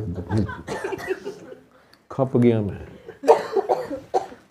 पता नहीं किहड़े होंदे ने जिहड़े इशारियां ते लगे होंदे ने, इशारियां ते लाए होंदे, मेरे तो छोटे छोटे दुख है। अच्छा सानू जिहड़े लभे साधु मजदूर लभे, जिहड़ा नहीं इशार के टुर। शुरू में बड़ा खुश था, किसी बाबा जी के सीनियर काकी हैं, उन्होंने मुझे बड़ा परेशानी कहा, डॉक्टर जी ये ड्यूटी तो बाबा जी ने कभी, ये काकियों की ड्यूटी, ये उनकी क्लास, ये आपके किधर, ये क्या हो गया, आप किधर फंस गए।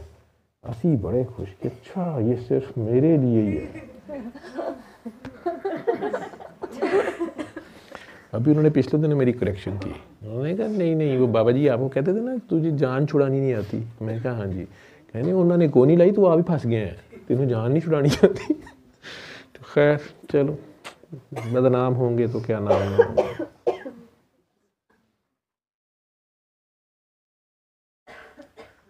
कोई नावल वेखे लगे इत्थे ही आइंस्टाइन है, इत्थे अगला एटम बम दा फार्मूला याद होना है जिंदे खैर बाबा सोचने की बातें हैं ना, ये तो सोचन साचन को नहीं डे डरन डे ने किते माइक सान ना दे देन।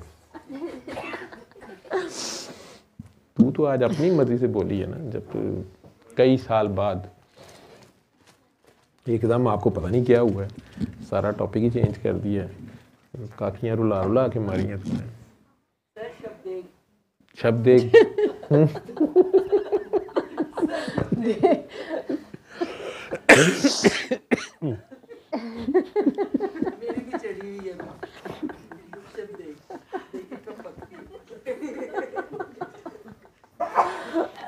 आप लोग सब इनवाइटेड है खाने के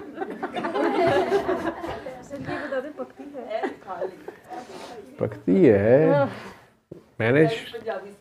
मैं तो शुरू में आपको पता नहीं मैंने कितनी मुश्किल से अपना ना वो पता नहीं मेरी वो हंसी थी या वो मेरी खुशी थी या वो मुझे पता था आज ये बांधा नहीं जाएगा, आज ये फट गया है, ये शब्द एक उबल गई है, आज ये पक गई है, तो आज ऐसे फट रहे हो।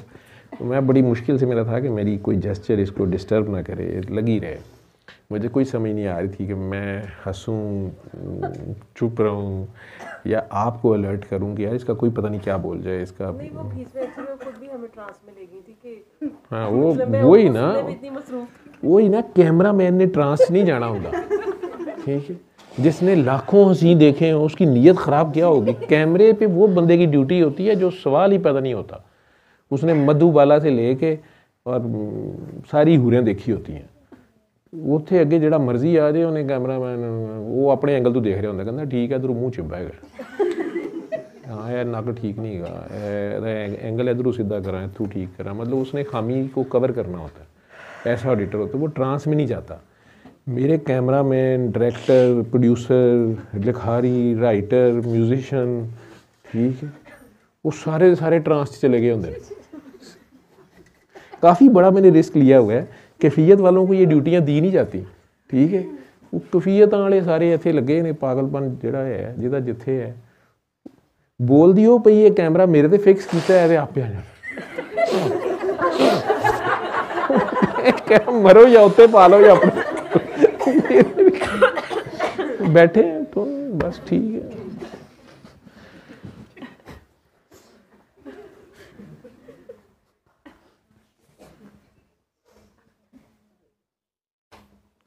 अच्छा जी,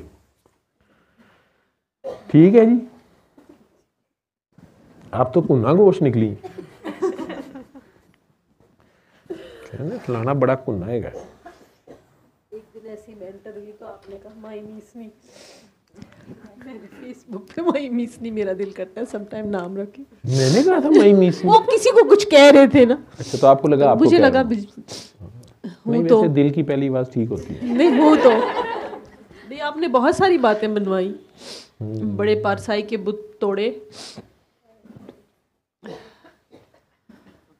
अभी भी बहुत नेक हूँ। शब्द एक अभी पक्की पूरी नहीं है, मुझे लगता है कुछ बाकी है, कुछ नहीं सारी बाकी है। कई बुत बड़े चालाक होते हैं, वो भाग जाते हैं दुनिया के दूसरे कोनों में पहुंच जाते हैं, किसने तोड़ तो देना है, तो फिलहाल पिचाओ बुत। बुत ही है, टूट जाए तो अच्छा है, क्योंकि ये बुतों का ही सारा रोल है। ये बुत पाल लिए, वो बुत पाल लिए, टूटने सारे ही होते हैं। इश्क कर ले, मोहब्बत कर ले, माँ से कर ले, बाप से कर ले, बच्चों से कर ले, शौहर से कर ले, बीवी से कर ले,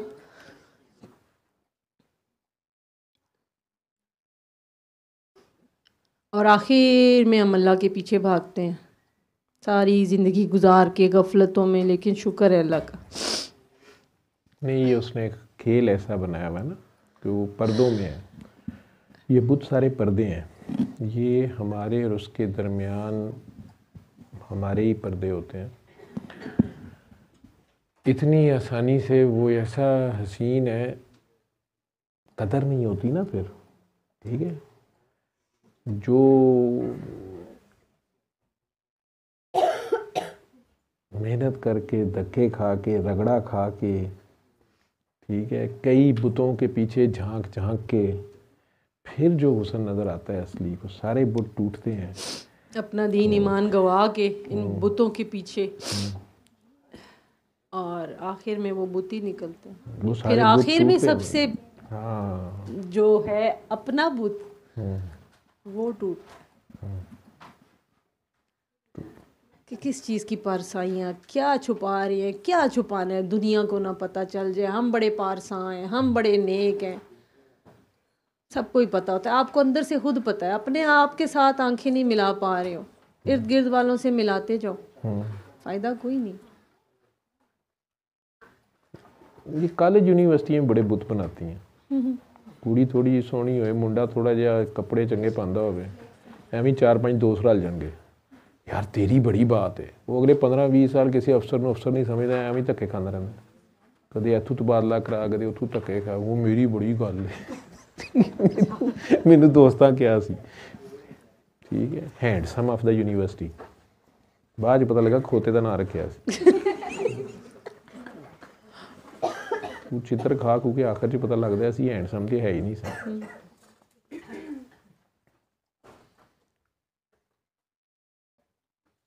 खुल जा समसम, फिर कहीं राज खुलता है। उस वक्त तक जाने का टाइम आ गया होता है ना। फिर अल्लाह ही बचता है ना। तो जब अल्लाह बचता है आखिर में, तो अल्लाह कहता है फिर आ जा। सोचते हो क्या लेके जाना है, फिर आप कहते हो ज़्यादा से ज़्यादा दुआएं कराओ, चलो किसी का दर्द सुन लो, किसी के आंसू पहुंच दो, बड़े रो लिए, बड़े अपने रोने रो लिए। वो इसलिए कहता हूँ कि मुझे पता होता है कि ये मिट्टी बड़ी चिकनी मिट्टी है, ये दोबारा स्लिप हो सकती है, ये दोबारा फैल सकती है। तो जब आप दुआ कराते हैं, जब आप दूसरों को अपनी कहानी सुनाते हैं, अपना दुख उससे शेयर करते हैं, ठीक है, तो आपको उसको कुछ हो ना हो, आपको अपना पहला दिन याद आता है कि मैं कैसे फंसा हुआ था। वो वक्त अगर याद रहे ना, तो फिर इंसान नहीं फैलता। अगर अपनी वो बेबसी, अपनी वो लाचारी, अपनी वो औकात याद रहे कि मेरा इल्म मेरे पास था। जैसे कोविड के दिनों में जब पीक पे कोविड था, तो अमेरिकन प्रेसिडेंट चीख रहा था ना, we are looking toward heavens, ठीक है। अगर वो औकात याद रहे ना, बड़े बड़े जर्नैलों को मैंने कांपते देखा, जिनके पास एटम बॉम्ब का बटन है ना जी, ये चला सकते हैं। वो उस वक्त कहते थे एटम बॉम्ब भी ले लो, तो बटन भी ले, कोरोना भाई को चला जाए, ठीक है। जान निकली हुई थी लिटरली। तो वो वक्त अगर इंसान को याद रहे कि मेरी क्या औकात है, मैं क्या हूँ, और मैंने जाना किसके पास है, मैंने बिल आखिर मुंह दिखाना किसको है, मैंने आखिर में जाके पेश किसके आगे होना है। जो मर्जी हो जाए, एक दिन मुझे जाना ही जाना है, और मुझे उसके आगे पेश होना है, तो लेके क्या जाना है, ठीक है। एक तो ये है ना कि बंदा अपनी अक्ल समझ से इस नतीजे पे पहुंचे, और लोगों को भी कहता फिरे और ख़ुद भी कहता फिरे नौज़ बिल्ला के जी कोई खुदा नहीं जी, कोई क़यामत नहीं जी, कोई अखीर नहीं गा जी, इत्थे इंजॉय करो, तो कोई चक्कर नहीं गा, तो फलाना कहता रहे। मैंने ऐसे लोगों को भी, उसे मैंने देखा वो नहीं छोड़ता। मैंने बल्कि उसे ऐसे लोगों की ज़्यादा केयर करते देखा, ठीक है, जो खुल के इनकार कर रहे होते हैं, जो खुल के मुनकिर हुए पड़े होते हैं, खेलने देता है उन्हें। फिर किसी दिन मैंने देखा है उनके सामने, वही अकल और इल्म के चैम्पियन के सामने एक छोटी सी हकीकत खोलता है। अगर उसे उस पर प्यार आ जाए, जो उसने उसका टाइम आता है जिस दिन, उसको हैरान कर देता है।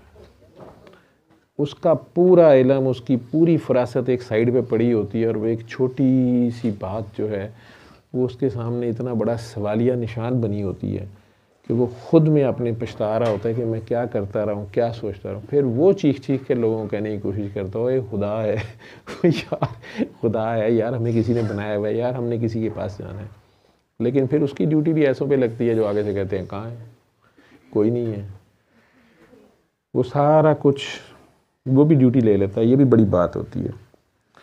लेकिन हमारा मसला यही है कि ये जो छोटी छोटी प्रॉब्लम्स आती हैं जिस वजह से हम जहाँ फंसे होते हैं, तो अगर इसमें से निकलते हैं तो अल्लाह खुद कुरान में कह रहा है कि जब ये फंसे होते हैं तो ये उठते बैठते सोते जागते करवट के बल करवट करवट हर बात में मुझे याद करते हैं, पुकारते हैं और कहते हैं या अल्लाह किथे रह गए हैं, या अल्लाह मेरी मदद कर दे, या अल्लाह मेरी खामद ने दूसरी शादी कर लेनी है, या अल्लाह आज इतने साल हो गए 17 हो गए 20 हो गए औलाद नहीं हो रही, या अल्लाह हमारा बेटा क्यों नहीं पैदा हो रहा, या अल्लाह बेटी बूढ़ी होने लगी है, या अल्लाह हाय ये 3 बच्चे हैं इसके, अब वो अगर उसको डाइवोर्स दे देगा, ये मतलब जो भी सिचुएशन होती है। आप कह रही है ना आपको अपनी दादी को के गम को आज रो रही हो, आप जी रही हो असल में उसको, ठीक है।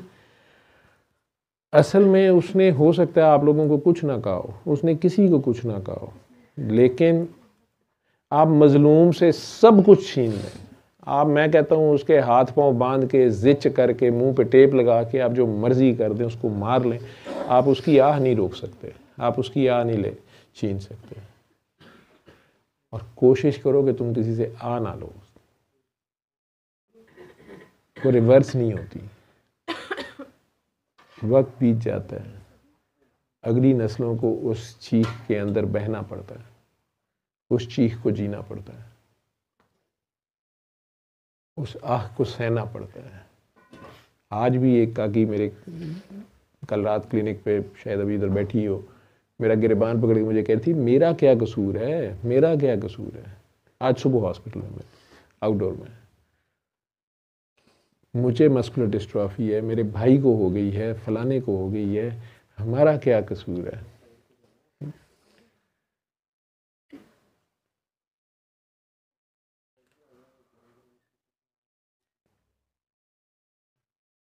रेफरेंस मुझे कहाँ से दे रही, मैं आपको ढूंढती आई हूँ, आप राजपूत हैं, हम भी भाई फेरू के हैं। मैं कहा भाई फेरू के राजपूत सारे उन्होंने रिप्यूट बड़ी खराब है, मेरा नहीं ताल्लुक उनसे रानों से। तो भाई फेरू ये ब्रदर रोटेटर उसकी अंग्रेजी टर्म में। तो वो बहरहाल वो मुझे कहने लगी, जब उसने देखा ये राजपूती से मुकर गया तो फिर साथ ही कहती कि नहीं ऐसी राजपूत नहीं गए, ऐसी पता नहीं डोगर हैं या क्या। वो रो रही थी बार बार कि हमारी फैमिली में ऐसे है, हम इतने बहन भाई, हम सारे सफ़र कर रहे हैं, ऐसे है वैसे है ऐसे है वैसे है। आखिरकार उसने, मैं उसे बार बार, वो बुरका उन्होंने किया हुआ था, मैंने अवॉइड कर रहा था कि बीबी मैं आउटडोर कर रहा हूँ, मैं पेशेंट्स देख रहा हूँ, मैं यहाँ ये दुआ का काम नहीं करता, इतना रश लगा हुआ है पेशेंट्स को देखना है। एक सैयदजादी आई नहीं थी, आई है कि नहीं, आज नहीं आई मेरा ख्याल, बड़ी ज़िद करके ओ बैठी नहीं है। तो उनको मैं डील कर रहा था, वो बीच में उसने अपना रोना, वो सच्ची थी, उसकी गरजमंद दीवाना होता है।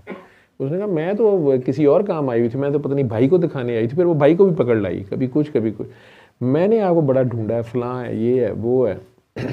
मैं शाह साहब जो हैं वो खुद बैत हैं और मतलब घाट घाट का पानी पिए। मैं सैयद वो जो पूरी इल्म के साथ कुरान की आयत नंबर 10 चैप्टर नंबर 10 पूरा जाकर नायक तुरदा फिरदा, तू मेरे सामने ऐसा करके जेड़ा बंदा माड़ा बन के बैठे वो ख़तरनाक आदमी होता है, क्योंकि मुझे पता नहीं है। वैसे रफ़ीक अख्तर साहब ने भी तस्वीर दी, मैं वो भी कर लेती हूँ, वो फलाने ने भी किया वो भी कर लेती हूँ, बस वो आपको मैं वैसे मैं बैद भी हूँ, लेकिन मुझे कोई मसला नहीं पड़ता। और मेरे जितने जवाब होते हैं उनके जवाब पहले मौजूद थे, तो एक ठीक ठाक किस्म का ऑलरेडी मेरे पे मोर्चा लगा हुआ था। तो और मेरे जाने से पहले मचान तैयार थी कि ये उम्मती जो है ये कैसे हमारे नाना दादा का गुलाम होके और नाच कैसे रहा है, तो इसको सीधा करना है। आप अकेली आई हैं, वालदा साथ आई हैं? आपने तो कहा था मैं अम्मी को ले आऊँगी या किसी को, आपने कहा मैं अकेली ठीक हूँ।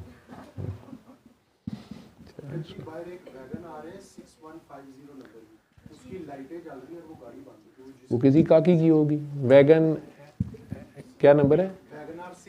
Wagon are 6150। रूज उन्होंने होनी है, सैयद लोग ने, बादशाह लोग ने। उन्हें क्या सड़क ते लोगों को अंधेरे च कोई प्रॉब्लम ना होए, गड्डी की खैर है स्टार्ट होवे ना होवे, सड़क ते रोशनी तो होनी चाहिए। क्यों जी, रूज आप लोगों की तो नहीं है? हाँ बस ठीक, कोई गल नहीं, ठीक, करामत कश्फ, ठीक।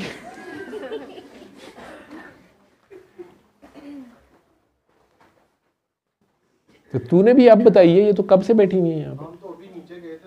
वो असल में पहले वो जा रही थी तो मैंने कहा नहीं लंगर करके जाना, लंगर वो लगाने लगे थे कर।